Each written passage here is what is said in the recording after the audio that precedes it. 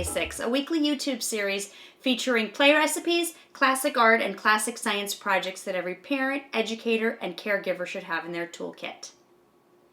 I'm Anna from Babble Dabble Do, and today I'm going to be showing you how to make 3 homemade paints using pantry ingredients. So let's get started. We're going to be making 3 types of paints today. We're going to be making a pudding paint, a corn syrup paint, and a cornstarch and vinegar paint. All of them have different benefits and different reasons to use them, and I'm going to talk about those with each of the recipes.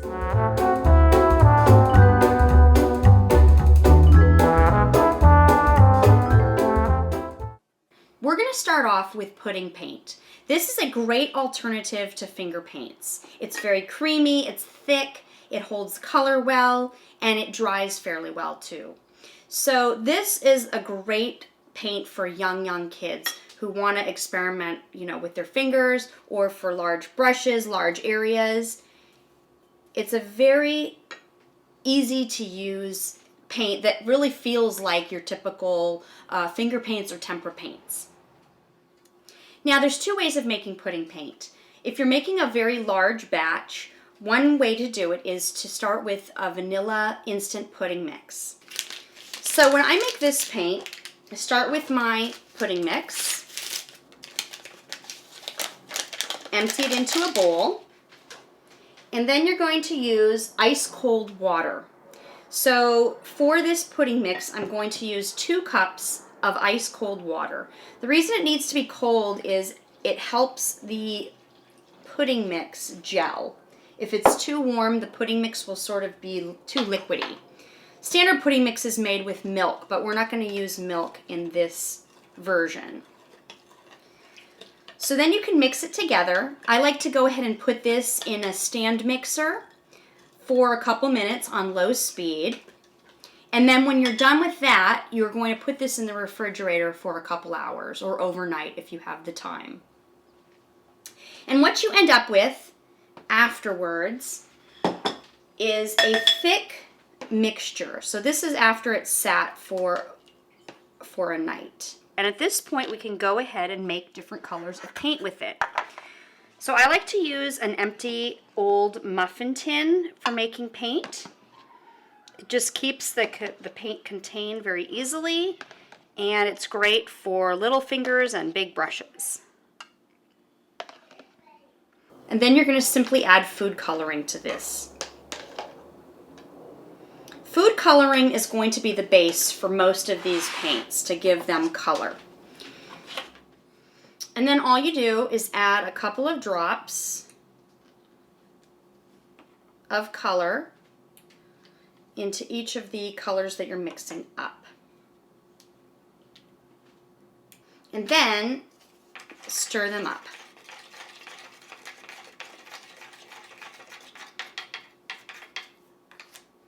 So this paint is very thick and slightly transparent. It behaves a lot like finger paint, as I said, or tempera paints. It's not super vibrant, but it covers a large area very quickly. An even easier version of pudding paint is to simply take ready-made pudding snacks and mix in food coloring. That's it. It's really easy. And the best part about it is that because they come in individual containers, you're literally mixing the paint together in the container that the kids are going to use it from. So all you do is take your pudding, put in a few squeezes of food coloring, and mix it up. So this is my little shortcut, and you don't even have to wait for the pudding to dry. It's a little thicker, it's a little creamier. This style of pudding paint is kind of thick to spread around, but it's still a super easy alternative to regular paints, and this is perfect for finger paint. Kids will love it, they'll want to taste it. It's a fabulous paint for fingers.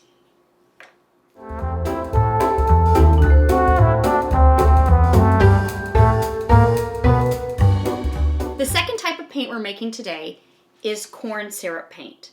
Now I know what you're thinking because I thought the same thing the first time I tried this recipe. I thought it's going to be sticky. It's going to attract ants. Actually, it does neither of those things. It is sticky when you apply it, but overnight it dries to like a very glossy, almost like a glazed look. So to make corn syrup paint, all you're going to do is take clear corn syrup. You can find this next to maple syrup at the supermarket. And put it into individual containers, just a squeeze full.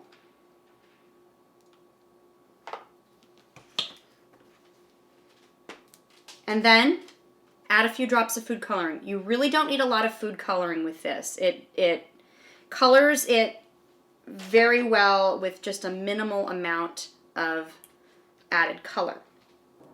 This paint takes 1 minute to make, if that. And it's just a really gorgeous looking paint. It's very thick and it holds the color really well. And the cool thing about it is that it dries just like this. So it dries with this really great shiny texture to it.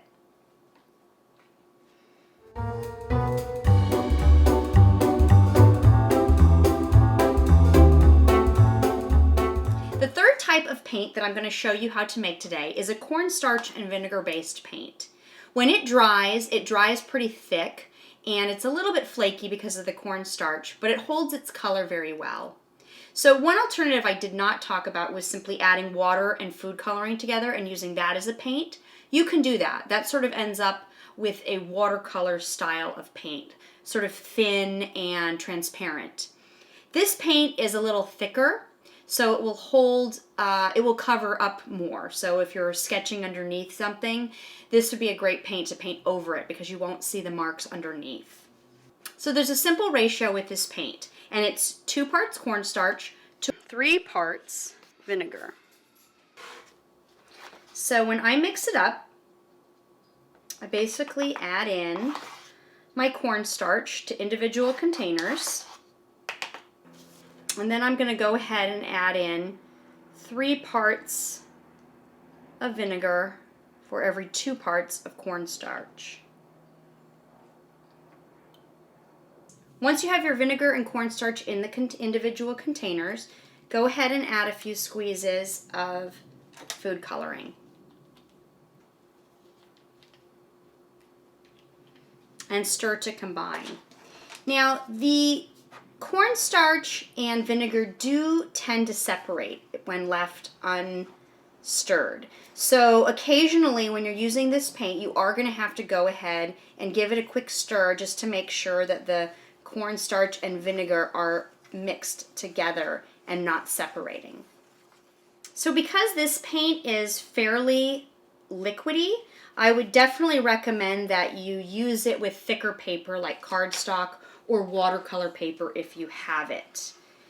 And as I mentioned, you are going to want to stir a little bit as you wet your brush with it.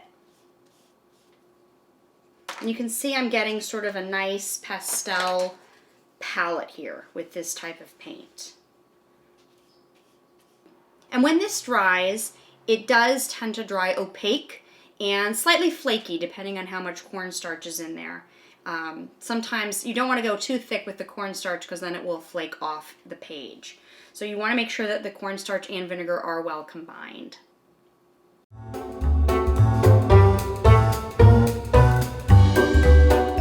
And that's it in this week's episode of Creative Basics. I hope you enjoyed learning how to make paint at home using a few household items.